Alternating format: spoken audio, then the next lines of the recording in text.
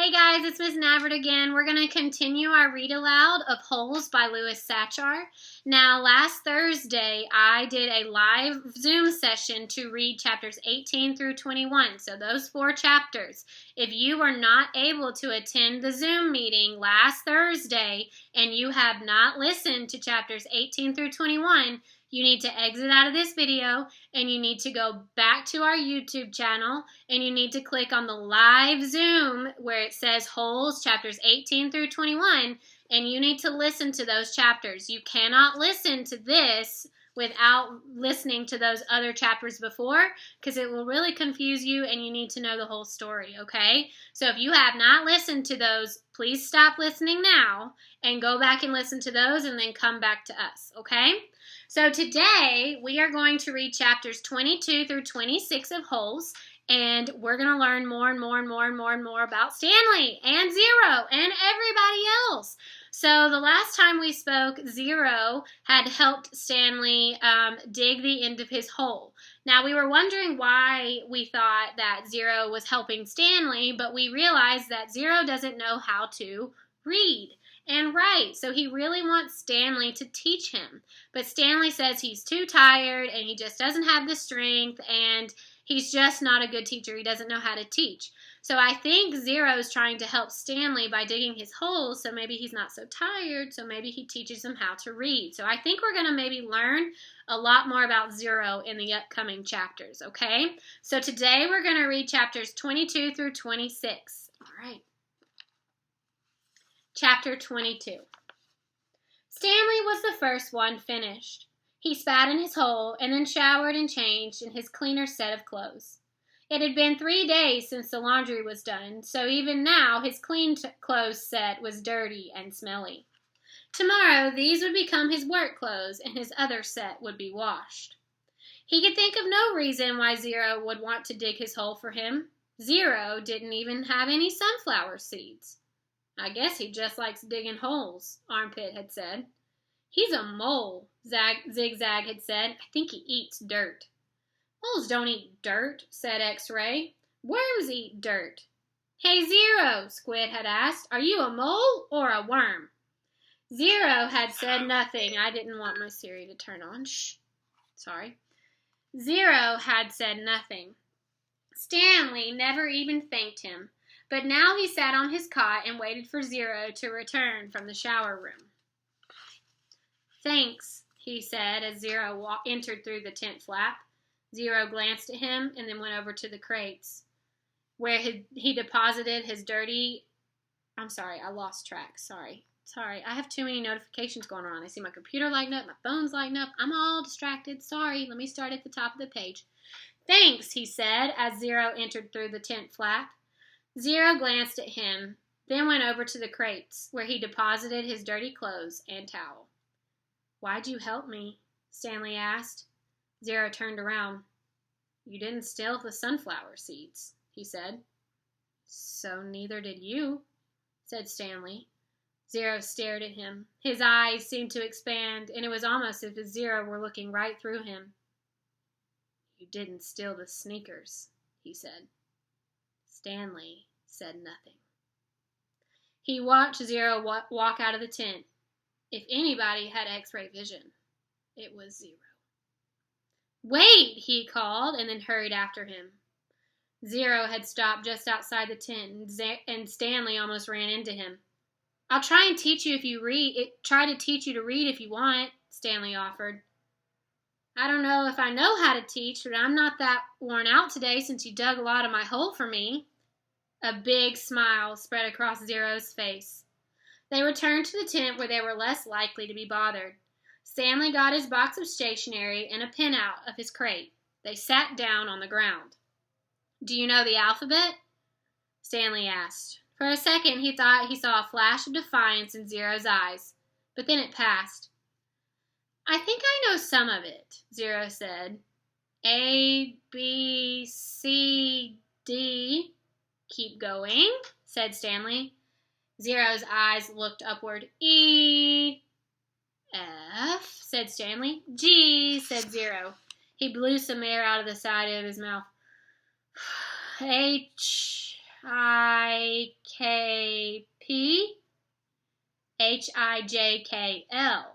said Stanley. That's right, said Zero. I've heard it before. I just don't have it memorized exactly. That's all right, said Stanley. Here, I'll say the whole thing. Just try to keep it, just to kind of refresh your memory. Then your memory. Then you can try it.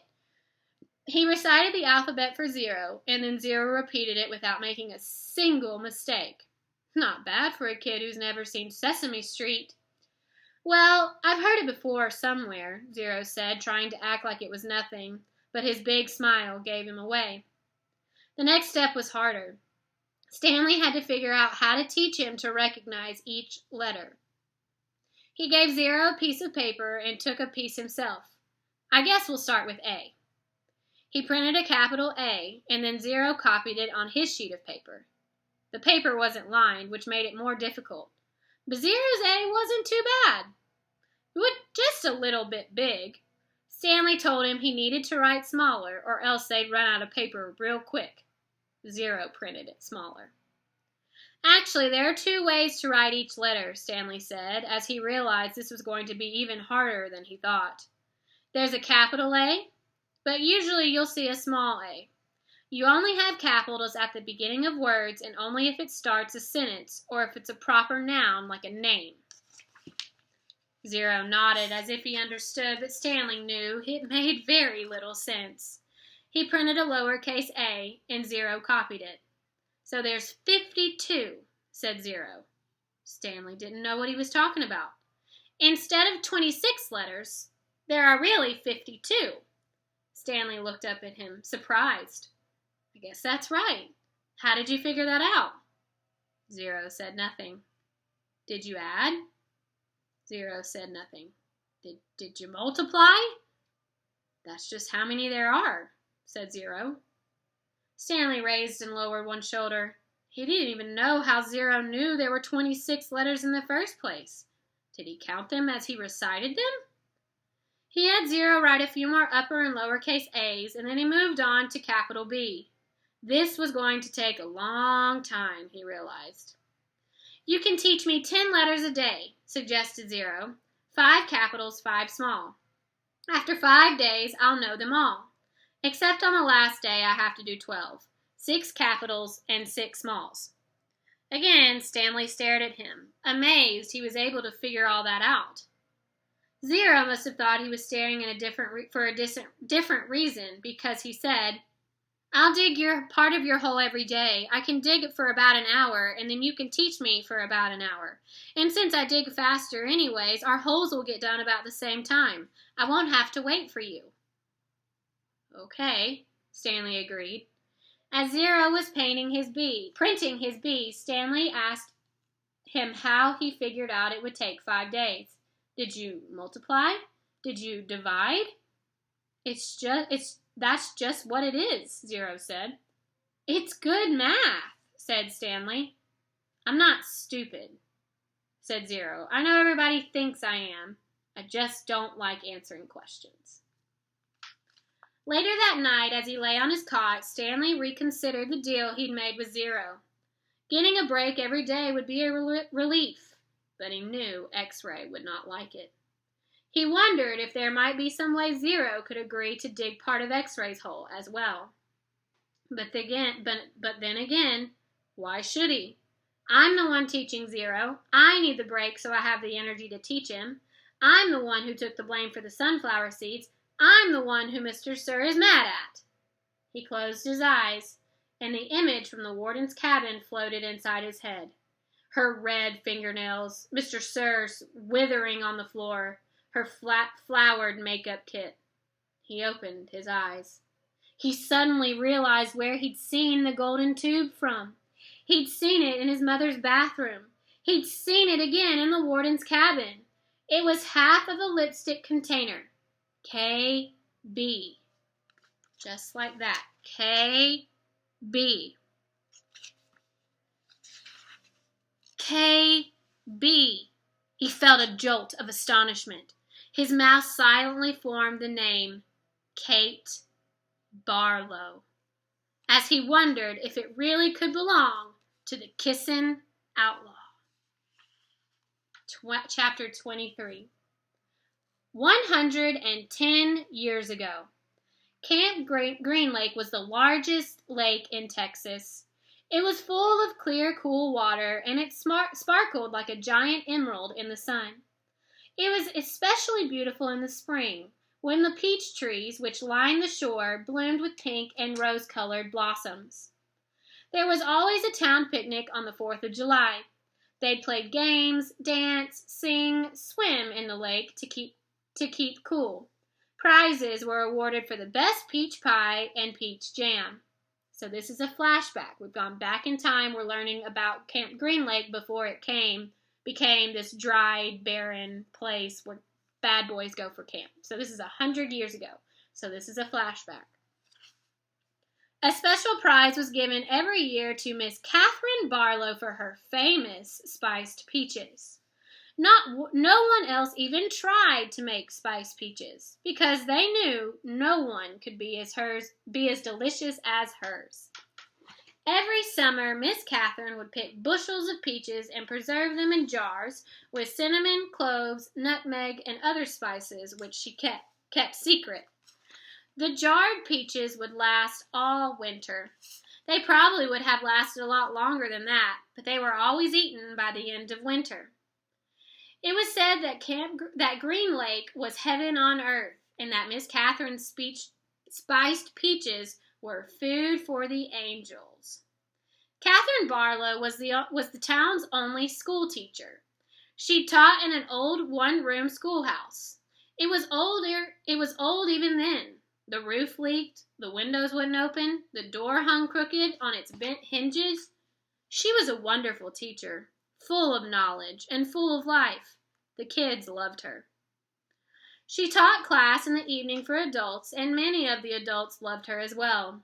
She was very pretty. Her classes were often full of young men who were a lot more interested in the teacher than they were in getting the education. But all they ever got was an education. One such young man was Trout Walker. His real name was Charles Walker, but everyone called him Trout because his 2 feet smelled like a couple of dead fish. This wasn't entirely Trout's fault. He had an incurable foot fungus. In fact, it was the same foot fungus that 110 years later would afflict the famous ball player Clyde Livingston. But at least Clyde Livingston showered every day.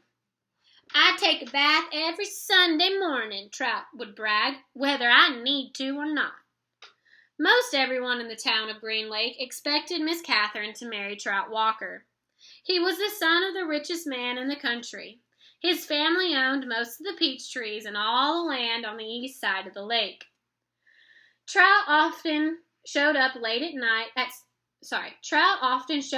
at night school, but never paid full attention. He talked in class and was disrespectful to the students around him.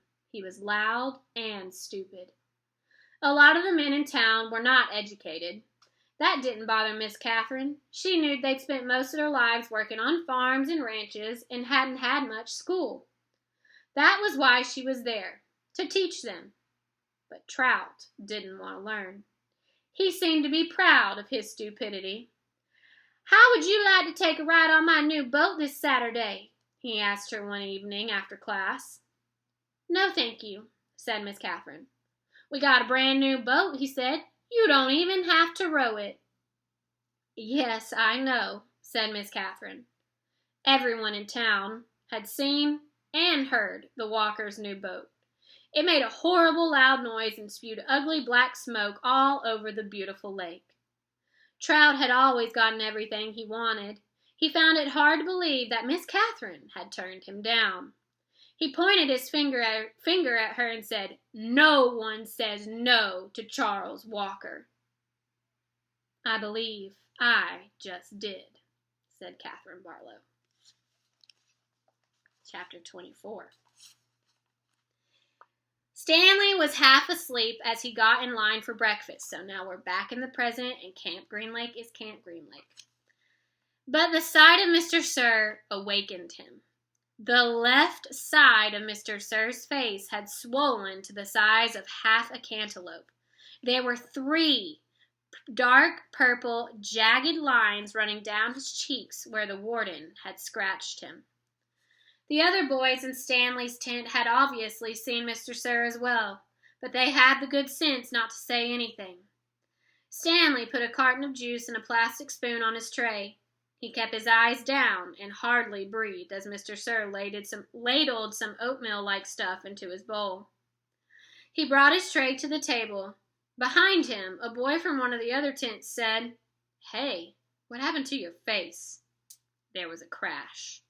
Stanley turned around to see Mr. Sir holding the boy's head against the oatmeal pot. "Is something wrong with my face?" The boy tried to speak but couldn't. Mr. Sir had him by the throat. "Does anyone see anything wrong with my face?" Mr. Sir asked as he choked the boy. Nobody said anything. Mr. Sir let the boy go. His head banged against the table as he fell to the ground. Mr. Sir stood over him and asked, "How does my face look to you now?" A gurgling sound came from the boy's mouth. Then he managed to grasp for the word, "Fine." "I'm kind of handsome, don't you think?" "Yes, Mr. Sir." Out on the lake, the other boys asked Stanley what he knew about Mr. Sir's face, but he just shrugged and dug his hole. If he didn't talk about it, maybe it would go away. He worked as hard and as fast as he could, not trying to pace himself. He just wanted to get off the lake and away from Mr. Sir as soon as possible. Besides, he knew he'd get a break. "Whenever you're ready, just let me know," Zero had said. The first time the water truck came, it was driven by Mr. Pendanski. The second time, Mr. Sir was driving. No one said anything except, "Thank you, Mr. Sir," as he filled each canteen. No one even dared to look at his grotesque face. As Stanley waited, he ran his tongue over the roof of his mouth and inside of his cheeks. His mouth was as dry and as parched as the lake. The bright sun reflected off the side of the mirror of the truck. Stanley had to shield his eyes with his hand. "Thank you, Mr. Sir," said Magnet as he took his canteen from him. "You thirsty, caveman?" Mr. Sir asked. "Yes, Mr. Sir," Stanley said, handing him his canteen. Mr. Sir opened the nozzle, and the water flowed out of the tank. But it didn't go into Stanley's canteen. Instead, he held the canteen right next to the stream of water. Stanley watched the water splatter on the dirt, where it was quickly absorbed by the thirsty ground. Mr. Sir let the water run for about 30 seconds and then stopped. "Do you want more?" he asked. Stanley didn't say anything. Mr. Sir turned the water back on, and again Stanley watched it pour onto the dirt. "There, that should be plenty." He handed Stanley his empty canteen. Stanley stared at the dark spot on the ground, which quickly shrank before his eyes. "Thank you, Mr. Sir," he said. Chapter 25. There was a doctor in the town of Green Lake 110 years ago, so it's another flashback. We're back in the past. His name was Dr. Hawthorne, and whenever people got sick, they would go see Doc Hawthorne. But they also would see Sam, the onion man.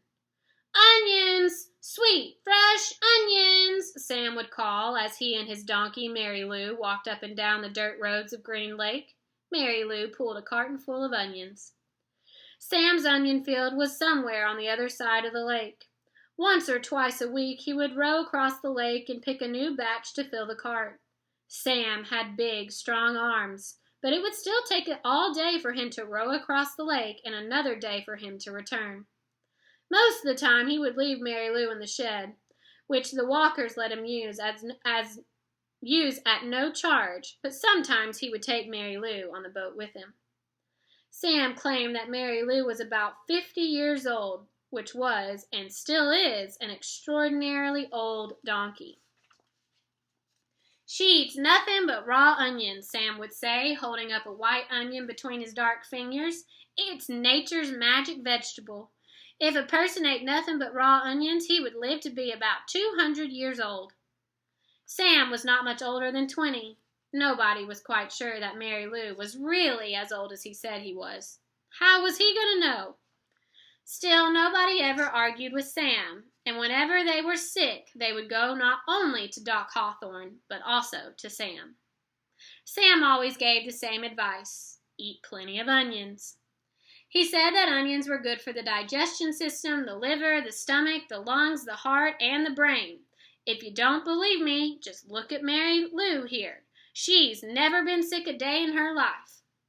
He also had many different ointments, lotions, syrups, and paste, all made from onion juice and different parts of the onion plant. This one cured asthma. This one was for warts and pimples. This one was a remedy for arthritis.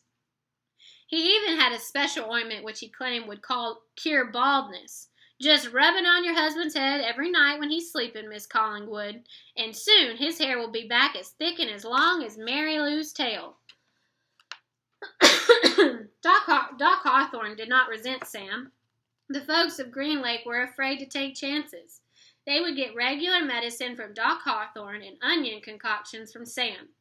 After they got over their illness, no one could be sure, not even Doc Hawthorne, which of the two treatments had done the trick. Excuse me.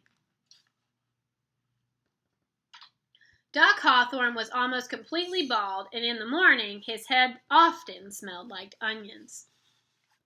Whenever Catherine Barlow bought onions, she always bought an extra one or two and would let Mary Lou eat them out of her hand. "Is something wrong?" Sam asked her one day as she was feeding Mary Lou. "You seem distracted." "Oh, it's just the weather," said Miss Catherine. "It looks like rain clouds moving in." "Me and Mary Lou, we like the rain," said Sam. "Oh, I think it's fine," said Miss Catherine as she rubbed the donkey's rough hair on top of its head. "It's just that the roof leaks at the schoolhouse." "I can fix that," said Sam. "What are you going to do?" Catherine joked. "Fill the holes with onion paste?" Mr. Sam laughed. "I'm good with my hands," he told her. "I built my own boat. If it leaked, I'd be in big trouble." Catherine couldn't help but notice his strong, firm hands. They made a deal. He agreed to fix the leaky roof in exchange for 6 jars of spiced peaches. It took Sam a week to fix the roof because he could only work in the afternoons, after school let out and before night classes began. Sam wasn't allowed to attend class because he was a Negro, but they let him fix the building. Miss Catherine usually stayed in the schoolhouse grading papers and such while Sam worked on the roof. She enjoyed what little conversation they were able to have, shouting up and down to each other. She was surprised by his interest in poetry. When he took a break, she would sometimes read a poem to him. On more than one occasion, she would start to read a poem by Poe or Longfellow, only to hear him finish it out for her, from memory. She was sad when the roof was finished. "Is something wrong?" he asked. "No, you did a wonderful job," she said. "It's just that, the windows won't open, and the children and I enjoy a breeze now and then." "I can fix that," said Sam. She gave him 2 more jars of spiced peaches, and Sam fixed the windows. It was easier to talk to him when he was working on the windows. He told her about his secret onion field on the other side of the lake, where the onions grow all year round and the water runs uphill.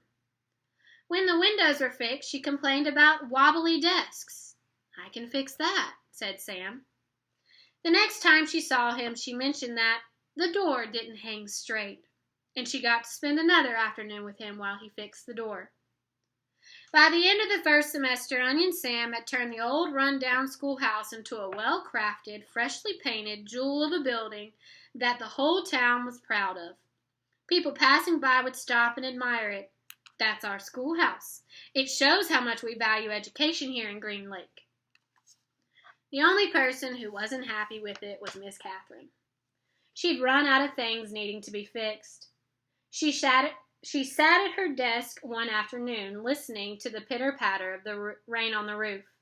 No water leaked into the classroom, except for a few drops that came from her eyes.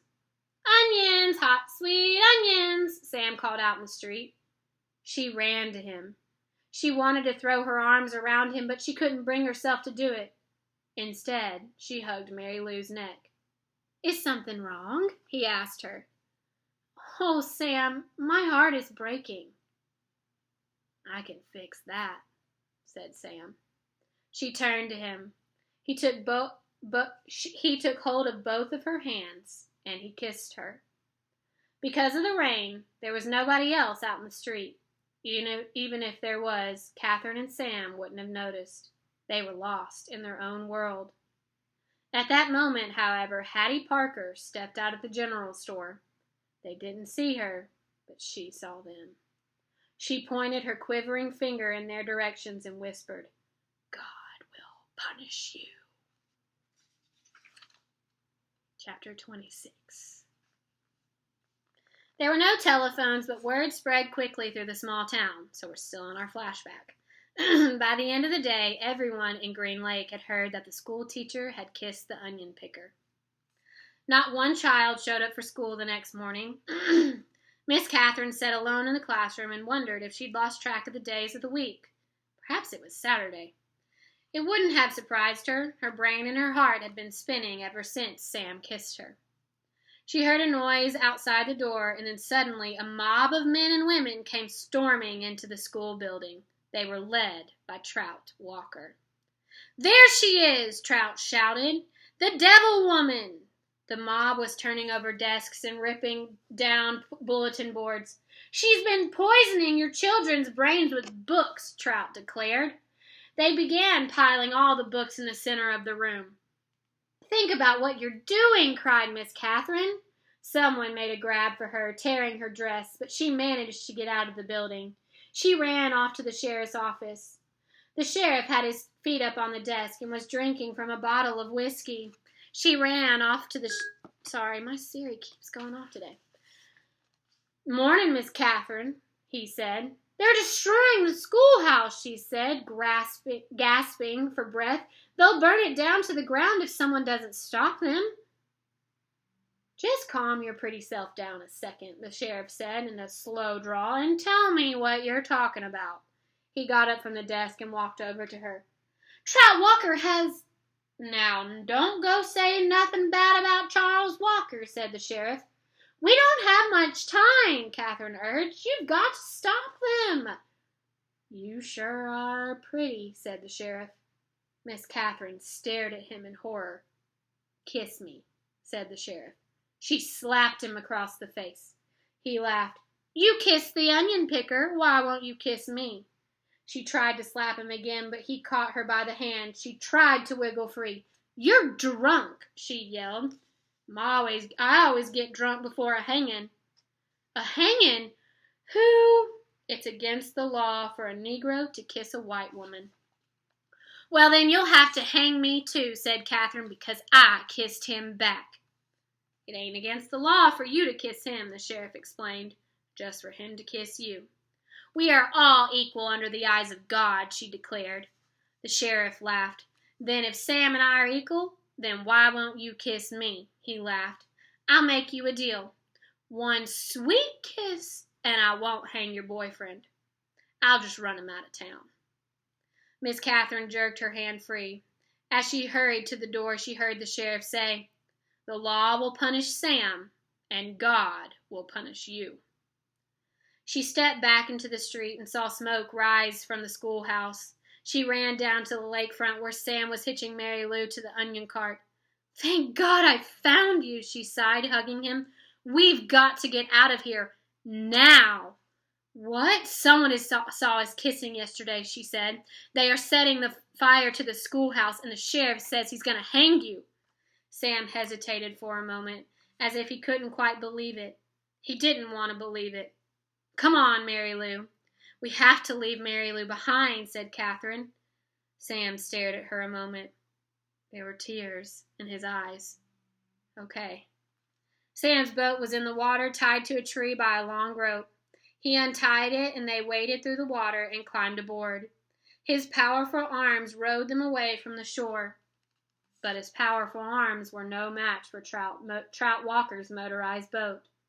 They were little more than halfway across the lake when Miss Catherine heard the loud roar of an engine. Then she saw the ugly, black smoke. These are the facts. The Walker boat smashed into Sam's boat. Sam was shot and killed in the water. Catherine Barlow was rescued against her wishes. When they returned to the shore, she saw Mary Lou's body laying on the ground. The donkey had been shot in the head. That all happened 110 years ago. Since then, not a drop of rain has fallen on Green Lake. What makes the decision? You make the decision. Whom did God punish? 3 days after Sam's death, Miss Catherine shot the sheriff while he was sitting in his chair drinking a cup of coffee.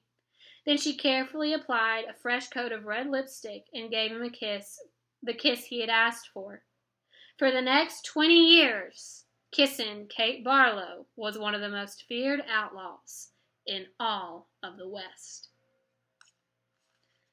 Okay, we're ready for chapter 27 when we read this next. So we've learned about Kissin' Kate Barlow and how she's a part of the story. And we've learned about history and how African Americans were treated way back long ago and how it wasn't fair. And the story is just starting to get really good. It's going to be really fun. I'm excited to get deeper and deeper into this. And you guys are going to love it. So now go back to your emails, answer the questions that I've given you today, and I will talk to you soon. Remember, if you have questions or concerns or just need someone to talk to, I am right here for you guys. All right. See you guys soon. Miss you.